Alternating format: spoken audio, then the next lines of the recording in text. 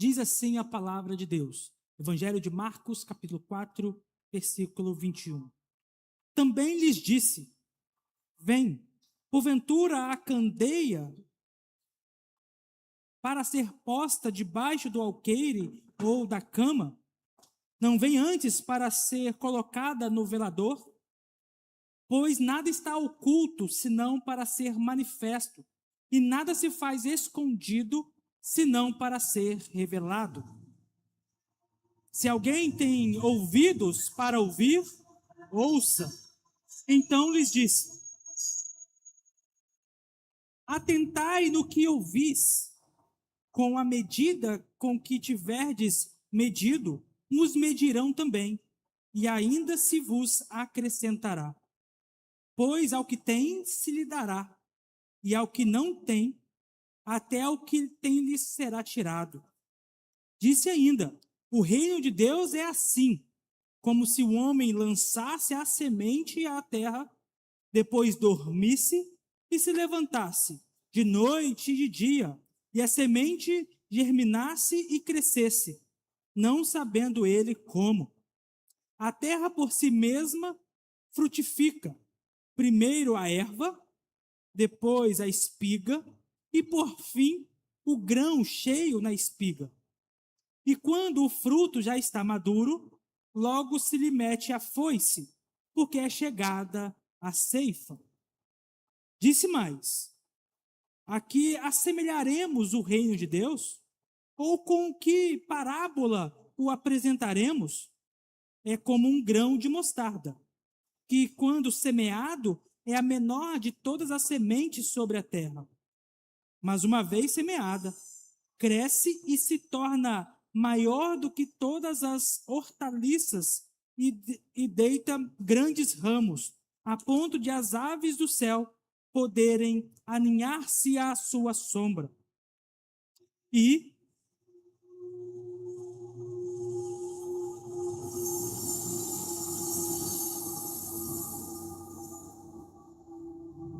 com muitas parábolas semelhantes lhes expunha a palavra, conforme permitia a capacidade dos ouvintes. E sem parábolas, não lhes falava. Tudo, porém, explicava em particular aos seus próprios discípulos. Até aqui a leitura da palavra do Senhor. Vamos orar mais uma vez. Pai Santo, o Senhor é o grande semeador, aquele que semeou a palavra através do teu Filho amado, Jesus Cristo. Hoje, o Senhor ainda continua a semear a tua santa palavra, através dos teus filhos, que foram comprados por ti na cruz do Calvário. Ó Senhor, pedimos que nesta noite, através deste texto, o Senhor fale conosco e o nosso coração seja o solo para receber a tua santa palavra. E assim, que esse solo possa receber essa semente e germinar para a tua honra e para a tua glória. Ó Senhor, continue nos abençoando, continue, Senhor, nos dirigindo. Muitas são as questões que enfrentamos, ó Deus, mas o Senhor sabe de todas elas. E o Senhor tem poder sobre cada uma das circunstâncias que nos acometem. Ó Senhor, continue, ó Deus, guiando a nossa vida para a tua honra e para a tua glória. Em nome de Jesus que nós oramos. Amém. O tema, irmãos, da mensagem nesta noite é: ouça atentamente. Ouça atentamente a palavra de Deus. Nem sempre o problema está na falta da palavra. Nem sempre o problema está naquilo que nós ouvimos. Mas muitas vezes o problema está da forma que ouvimos. Na semana passada nós falamos muito a esse respeito, quando nós entendemos um pouco mais sobre a parábola do semeador e a explicação dessa parábola. Mas aqui o Senhor Jesus continua falando por parábolas. E novamente ele diz para nós estarmos atentos à sua voz. Versículo 23 que nós lemos diz: se alguém tem ouvidos para ouvir, ouça. Então nós precisamos estar com os ouvidos atentos. Muitas vezes nós ouvimos a palavra, mas essa palavra entra de um lado e sai do outro, como se fosse qualquer outra palavra. Mas hoje eu quero incentivá-los a ouvir atentamente a palavra de Deus. Mas o que muda quando você ouve atentamente a palavra de Deus? Primeira coisa, nós passamos a pôr a luz no lugar certo. Veja o versículo 21. Também lhes disse: vem porventura a candeia para ser posta debaixo do alqueire ou da cama? Então, a ideia é, você não vai pegar uma luz e colocar essa luz por debaixo das coisas. E é por isso que nós, parece claro, mas é por isso que nós colocamos as lâmpadas na parte superior das casas para iluminar com maior facilidade. Se nós tivéssemos todas essas lâmpadas debaixo dos bancos, certamente nós estaríamos em um ambiente escuro. O chão bem iluminado, mas acima do chão, pouca luminosidade. Mas o que Jesus está dizendo é: será que nós vamos continuar colocando a candeia abaixo? E é óbvio que eles iriam responder: não vamos fazer isso. Mas lembrem-se que é uma parábola. A parábola, como eu disse na semana passada, são questões práticas do dia a dia que têm implicações espirituais. Então, o que Jesus está ensinando? Jesus está ensinando algo maravilhoso aqui. Que Ele é a própria candeia. Ele é a própria luz. Quando você reconhece essa luz, tem essa luz, e você não mostra essa luz para as pessoas, você está fazendo essa mesma coisa, colocando a luz debaixo do alqueire, debaixo da cama, debaixo de um grande vaso. Então, Jesus está mostrando para eles: vocês devem anunciar que eu sou a luz do mundo. Eu sou aquele que vem iluminar. Então, as coisas não estão mais ocultas. As coisas não estão no mesmo lugar. Não vem antes para ser colocada no velador. Então, nós não vamos colocar a lâmpada, a candeia em cima, num lugar apropriado, para que ela ilumine o ambiente. Então, Jesus está ensinando aqui algo muito claro para eles, muito objetivo do dia a dia. E aí ele continua, e aí vai ficando mais claro o que ele quer ensinar. Versículo 22. Pois nada está oculto, senão para ser manifesto, e nada se faz escondido, senão para ser revelado. Então, o reino chegou, e o reino é o próprio Jesus Cristo. Não tem nada mais escondido, não há nada para ser agora revelado. Agora está tudo sendo claramente revelado a todos eles. Não tem mais algo escondido. Então, antes a candeia poderia estar escondida, porque o Antigo Testamento vem anunciando a vinda do Messias, e ali ainda estava obscurecido, ainda não tinha a compreensão clara do que aconteceria. Aqui Jesus está dizendo: o reino chegou e não está mais escondido. Eu estou no meio de vós. Eu estou agora me revelando a todos vocês. E aí é por isso que ele vai dizer: se alguém tem ouvidos para ouvir, ouça. Então, Jesus está mostrando que a ideia de esteja atento ao que eu estou dizendo. Eu estou revelando algo profundo, algo transformador. Em João 8:12, Jesus diz assim: eu sou a luz do mundo. Quem me segue não andará nas trevas, pelo contrário, terá a luz da vida. Então, Jesus é aquele que está sendo revelado por si mesmo aos seus ouvintes. E também Jesus é aquele em que, quando retornará, todo joelho se dobrará. No céu, na terra e debaixo da terra. Todos nós vamos nos curvar diante de Jesus. Mas versículo 24 continua dizendo: então lhes disse: atentai no que ouvis, com a medida com que tiverdes medido, vos medirão também, e ainda se vos acrescentará. E veja, mais uma vez, Jesus está falando assim, ó, esteja atento a isso. E quando Jesus vai repetindo essas coisas, para ficar mais claro, eu quero que você se lembre da sua infância, quando seu pai, a sua mãe, ou os professores na escola, e a Denise me perdoe por isso, que eu passei por isso várias vezes, a professora explica, explica, explica, e o aluno, como é ótimo, está viajando na maionese e não entende nada. E aí chega na hora da prova, já sabemos a consequência disso. Mas depois, acontece um fenômeno. Nós crescemos e precisamos aprender o nosso trabalho, ou talvez precisamos aprender a matéria de novo, agora de verdade. E aí, quando alguém vai ensinar, nós ficamos com foco total. Nós queremos aprender, nós precisamos aprender aquilo. Igual quando a gente vê alguns vídeos no YouTube para fazer alguma coisa em casa, a gente fica ali, focado. Olha, ele fez isso, fez aquilo, agora fez outra coisa.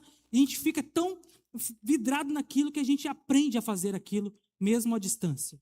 O que antes parecia ser muito difícil, agora com foco total, a gente consegue realizar. O que Jesus está dizendo é que nós devemos ter o mesmo sentimento para ouvir a palavra, para ler a palavra, com foco total. Irmãos, nós viemos aqui domingo após domingo.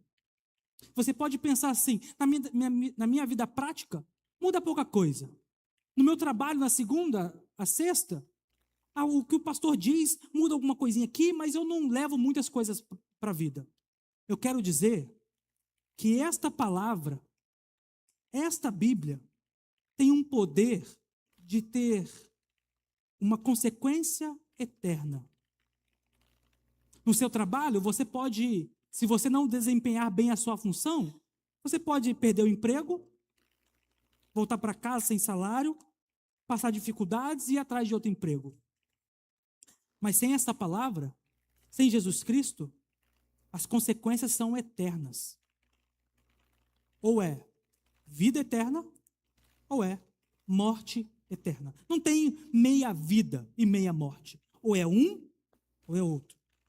Ou você crê em um, ou você recebe o outro. Por que eu estou dizendo isso? Jesus está dizendo para você, atentai no que ouvis, esteja totalmente atento a isso.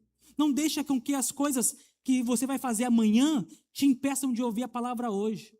Não deixe com que as coisas que você era para ter feito ontem te impeçam hoje. Esteja atento, vidrado nisso, para aprender isso, para vivenciar isso, para isso ser de fato uma novidade de vida. E não como eu, como aluno da Denise, que não a ouvia atentamente, não aprendia, e aí no final do semestre tinha que correr igual um doido para conseguir, talvez, passar na matéria. Eu não vou ter uma recuperação na eternidade. Eu não vou ter uma prova derradeira na eternidade que eu posso ficar igual um doido correndo atrás de um monte de gente. Eu tenho apenas Jesus Cristo. Um dia, nós partiremos para uma vida muito melhor ou para uma morte muito terrível. Esteja totalmente atento à palavra de Deus. Não leia como se fosse qualquer outra coisa. Mas veja que essa leitura e essa atenção à palavra tem consequência. Com a medida com que tiverdes medido, vos medirão também, e ainda se vos acrescentará. Então, quanto mais você ama essa palavra, quanto mais você lê atentamente, mais lhe será dado. Mais você terá conhecimento que vem do Senhor. Então, é uma consequência. Gaste seu tempo nisso. Ame isto. E a consequência é, o Senhor vai te suprir cada vez mais. E versículo 25 ele diz: pois ao que tem, se lhe dará, e ao que não tem, até o que tem lhe será tirado. Então, veja que a consequência é, ao que você tem, você terá mais. E o que você não tem, até o que você acha que tem, você perderá. Então, irmãos, a gente não pode brincar com essas coisas. Você terá uma grande recompensa quando você gasta o seu tempo, a sua atenção, devidamente na palavra de Deus. Então, a consequência está posta. Mas, quando nós lemos, ouvimos com atenção, mais uma coisa muda no nosso coração. Nós passamos a semear fielmente, confiantes no crescimento de Deus. Veja o versículo 26 e 27. Disse ainda: o reino de Deus é assim, como se um homem lançasse a semente à terra, depois dormisse e se levantasse, de noite e de dia, e a semente germinasse e crescesse, não sabendo ele como. Então, diferente do semeador que está aqui no capítulo 1, de 1 a 20, aqui parece que é um outro semeador. O primeiro semeador é o próprio Jesus Cristo, que está semeando o evangelho. Aqui ele transfere a semeadura para nós. Por que eu estou dizendo isso?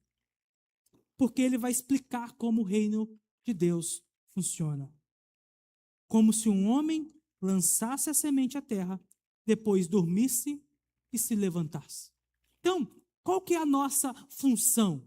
A nossa função é semear da melhor forma possível.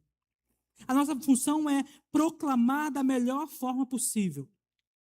Depois, descansar no Senhor, dormir e se levantar. Essa é a nossa função.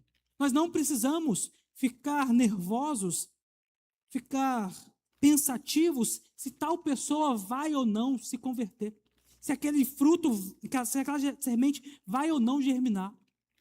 Nós precisamos semear, depois dormir e se levantar, de noite e de dia, e a semente germinasse e crescesse, não sabendo ele como. Nós não sabemos. Por quê? Nós não temos a capacidade de fazer uma semente germinar. Hoje nós temos acesso a um conhecimento nesta área e os cientistas aí podem explicar como isso funciona, mas não podem explicar como a vida se dá. Então, isso é muito importante para você hoje. Você não foi chamado para fazer a semente germinar no coração das pessoas. Você não foi chamado para dar vida. Você não foi chamado para fazer a obra do Espírito Santo. Você foi chamado para ser um grande agricultor que semeia a semente e descansa na vontade de Deus. E aí, uma outra implicação é, às vezes a gente pensa assim, não, pastor, mas eu não estou preparado. Eu não sou versado muito bem na palavra. Eu não tenho uma fala muito boa. Eu sou isso, eu sou aquilo. E começa a criar vários empecilhos. Dizendo, não, eu tenho que estar melhor. Eu tenho que estar mais preparado. Assim como Moisés disse ao Senhor, a minha língua é pesada, eu não posso fazer isso. Mas o Senhor está dizendo que ela germina e cresce, mesmo sem a gente saber como. O poder não está na sua mão, não está na sua vida. O poder está nas mãos de Deus. Mas você foi chamado para ser um semeador. Versículo 28, então ele diz: a terra por si mesma frutifica. Primeiro a erva, depois a espiga e, por fim, o grão cheio na espiga. E quando o fruto já está maduro, logo se lhe mete a foice, porque é chegada a ceifa. Então, veja, você semeia, a terra vai por si mesmo frutificar. E aqui ele dá várias etapas disso. É cada fase do crescimento espiritual. Primeiro, apenas uma erva, depois a espiga e, por fim, o grão cheio na espiga. Então, veja, primeiro é um novo nascimento, depois você vai amadurecendo, até que, por fim, você começa a frutificar pela espiga, uma espiga cheia. Então, essa é a dinâmica espiritual que todos nós devemos passar. A pergunta é: onde eu estou neste momento? Imaturidade, adolescência ou maturidade? E aí não é algo ruim você identificar isso.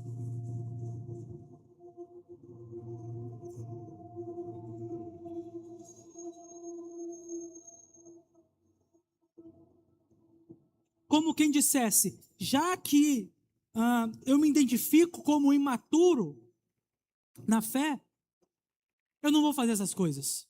Pelo contrário, reconhecer quem você é diante de Deus faz com que você se esmere mais na palavra para que amadureça e dê frutos. Reconhecer que você já está maduro o suficiente faz com que você dê fruto cada vez mais. Você precisa saber onde você está espiritualmente. Se é ainda na erva, na espiga ou no grão cheio na espiga. O fruto tem os seus passos um a um. Não adianta eu querer sair da erva direto para uma grande espiga. E então, quando o fruto já está maduro, e aqui é algo que aponta para o fim de todo o tempo, vem aquele que vai meter a foice, porque é chegada a ceifa.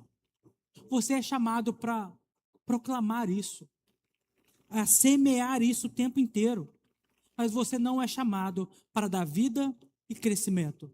Paulo vai dizer que eu plantei a semente, Apolo regou, mas foi Deus quem deu o crescimento.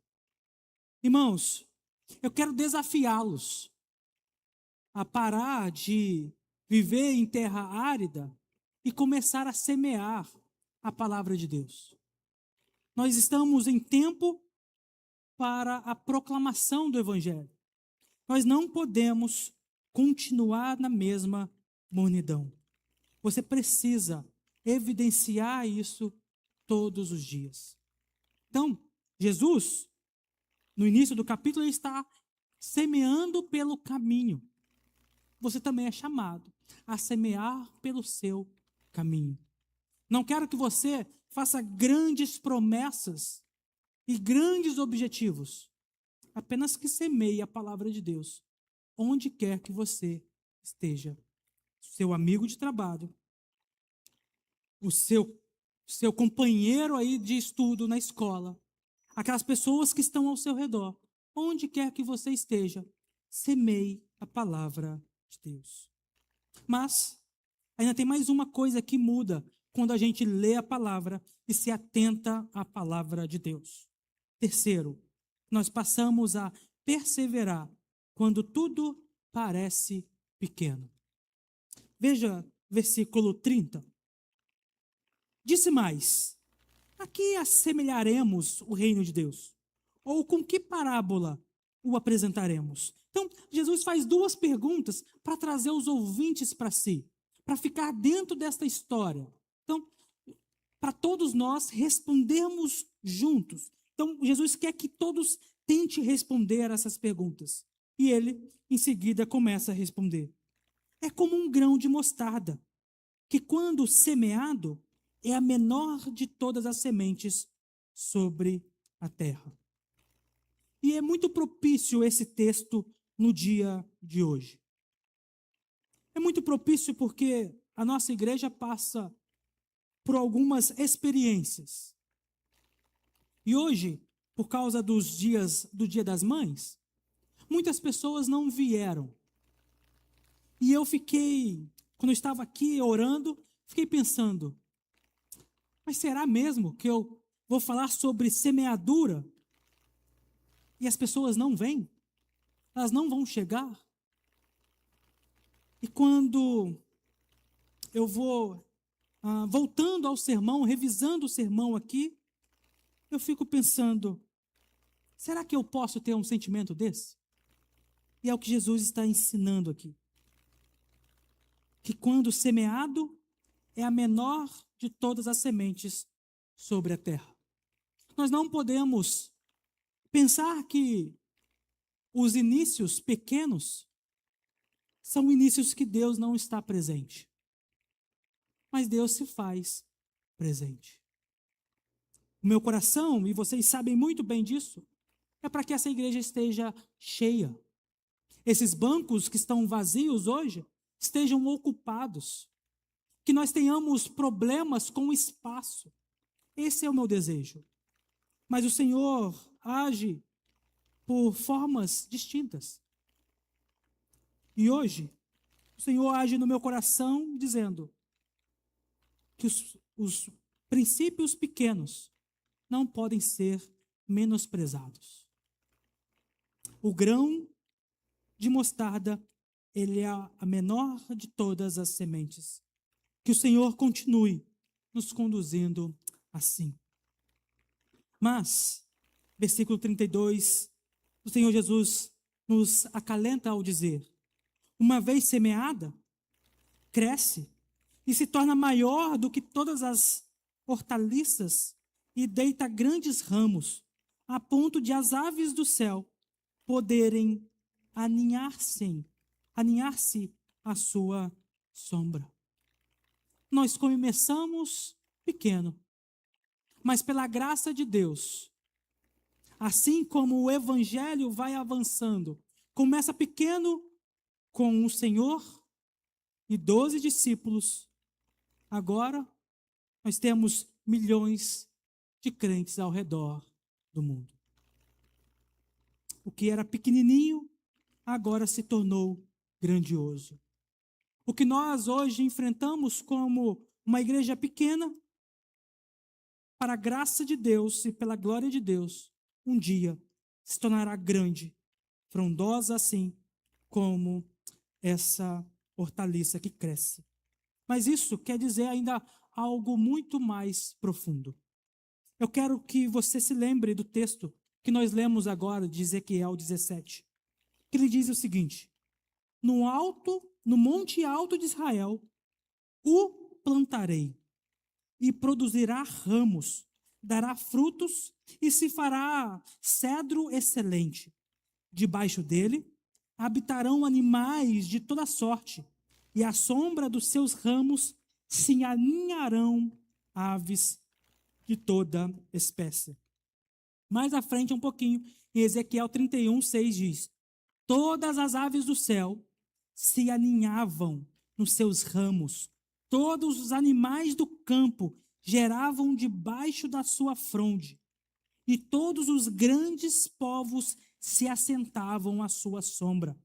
E Daniel 4:21 diz: cuja folhagem era formosa, e o seu fruto abundante, e em que para todos havia sustento, debaixo da qual os animais do campo achavam sombra, e em cujos ramos as aves do céu faziam morada. Irmãos, o que foi anunciado por Ezequiel e Daniel, agora por Jesus Cristo em uma parábola, está mostrando que essa grande hortaliça é o Evangelho, que vai crescer tanto que todos os gentios vão se aninhar debaixo dela. Então, o que está acontecendo aqui hoje é consequência dessa promessa, que o Evangelho vai crescer tanto que todos nós agora estamos debaixo dessa grande hortaliça, que antes era uma pequenininho grão de mostarda. O evangelho é assim, é poderoso. Ele transforma tudo e todos. Então, quando você semear, quando você se deitar e levantar pela manhã, saiba que Deus é que dá o crescimento, e esse crescimento pode ser astronômico desta forma, para abarcar todos os gentios. E por fim, Jesus termina: e com muitas parábolas semelhantes lhes expunha a palavra, conforme permitia a capacidade dos ouvintes. E outra vez, aqueles que são ímpios, aqueles que estão se afastando do Senhor Jesus, eles estão com os seus ouvidos e com seus olhos obscurecidos e não entendem. Então, é o próprio Deus que dá a capacidade. Versículo 34. E sem parábolas não lhes falava. Tudo, porém, explicava em particular aos seus próprios discípulos. Ao ouvir as parábolas, eles corriam para Jesus e pediam: Jesus, nos ensina esta parábola. Nós devemos correr a Jesus para entender o que Ele quer nos ensinar com as parábolas. Talvez você ainda não seja um discípulo de Jesus Cristo. Talvez você ainda não entenda as parábolas de Jesus. Mas eu quero dizer para você: atente o seu ouvido. Ouça o que o Espírito diz às igrejas. Essa palavra, ela não volta vazia. Ela volta com cheiro de vida ou com cheiro de morte. Portanto, nesta noite, não endureça o seu coração. Renda-se a Jesus Cristo. Não trate Jesus como se fosse qualquer um, como se fosse apenas um personagem histórico. Trate de Jesus como o Filho de Deus, aquele que é a salvação do mundo. Jesus Cristo é a luz que você não deve esconder.